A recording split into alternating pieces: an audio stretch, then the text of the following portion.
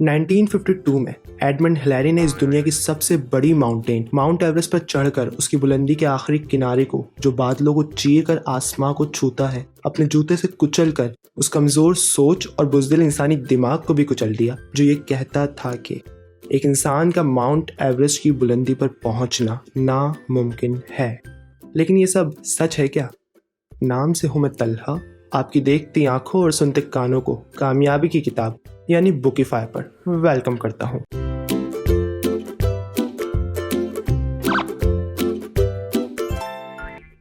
Edmund Hillary ने mount Everest के top पर पहला इंसानी कदम रखकर अपना झंडा गाड़कर पूरी दुनिया में फेम और नेम कमाया।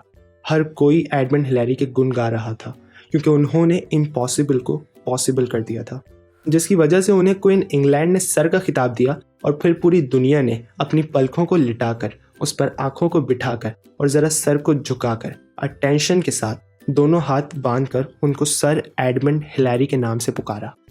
लेकिन लोगों की किडनी में हार्ट अटैक तब आया जब ऐसी न्यूज़ उनके कानों तक, ऐसे आर्टिकल्स उनकी आंखों तक पहुंचे जिसमें यह लिखा था कि एडमंड हिलेरी वो पहले इंसान नहीं है जो माउंट एवरेस्ट के टॉप पर पहुंचे, बल्कि 30 साल पहले जॉर्ज मेलविन नामी माउंटेनर माउंट एवरेस्ट के टॉप पर पहुंच गया था। मतलब 1922 में इंसानी कदम माउंट एवरेस्ट की बुलंदी पर पहुंच चुके थे और इसका प्रूफ भी मौजूद है। तो दोस्तों, आपको क्या लगता है जॉर्ज मेलविन के साथ कितना बुरा हुआ? थरथराती ठंड में उसकी वो मेहनत, वो कोशिश, वो दर्द जो उसने माउंट एवरेस्ट को चढ़ते हुए बर्दाश्त किया, वो रंग लाया और वो माउंट एवरेस्ट के टॉप पर पहुंचा। लेकिन फिर भी सारा नेम, फेम, तारीफें, यहाँ तक कि सर का खिताब भी एडमंड हिलेरी को मिला। यूं ना कहो कि किस्मत की बात है, नहीं नहीं नहीं नहीं नहीं, उसकी नाकामी में कुछ उसका भी हाथ है। दरअसल माउंट एवरेस्ट के टॉप पर सिर्फ पहुंचना नहीं था, बल्कि वहां पहुंचकर सरवाइव भी करना था।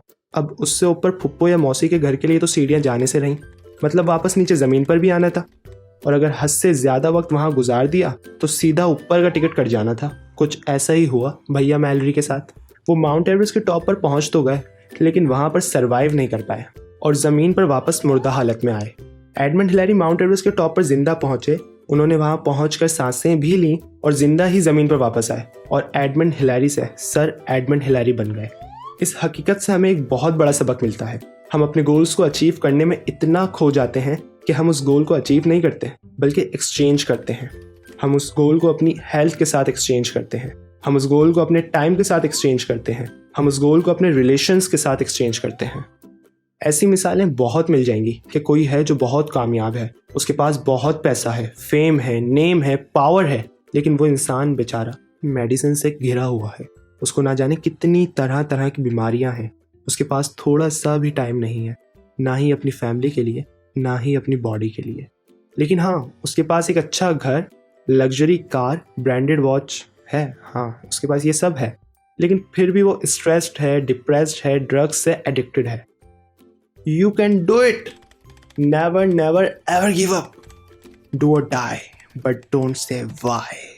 ऐसे सेंटेंसेस सुनते ही हम अपना फोकस इंपॉर्टेंट चीज़ों से हटाकर अर्जेंट चीज़ों पर शिफ्ट कर देते हैं, जो कि गलत नहीं है। कुछ वक्त के लिए किसी गोल की अचीवमेंट के लिए ताबड़तोड़ मेहनत करते वक्त अगर हम अपने खाने पीने नहाने का ख्याल ना रखें तो चलता है, लेकिन सारी ज़िंदगी के लिए रैट रेस में शामिल हो जाना और एक गोल के बाद दूसरे गोल को अचीव करने के चक्कर में अपनी डाइट को, रूटीन को, नींद को बिल्कुल से भूल जाना बहुत बड़ी गलती है। हम सबको अपनी मंजिल पर जॉर्ज मेलविन की तरह सिर्फ पहुंचना नहीं है, नहीं नहीं नहीं नहीं, बल्कि एडमंड हिलेरी की तरह मंजिल पर पहुंचकर सरवाइव भी करना है, जिंदगी को एंजॉय भी करना है, शुरुआत से आखिर तक पूरे के पूरे मजे लेने हैं भाई, छोड़ना नहीं है। बड़ी मुश्किल से मिलती है मंजिल।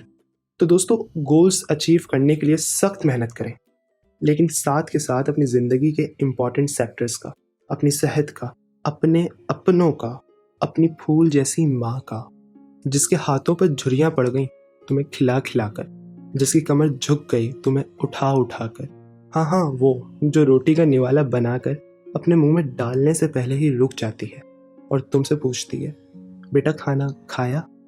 उस माँ का भी ख्याल रखें। और वो मजबूत छत जो तुम तक किसी मुसीबत को नहीं आने देती, चाहे वो बारिश की शक्ल में तूफान हो, तपती धूप की शक्ल में आग हो या तेज हवाओं की आंधी, उसे कुछ फर्क नहीं पड़ता। उसे पता होता है कि वो एक बाप है जिसका आप जैसा बेटा या बेटी है, तो हिफाजत करना तो बनता है। जिंदगी बगैर सेहत के, बगैर माँ बाप के बिल्कुल वैसी है जैसे एक समंदर हो बगैर पानी के।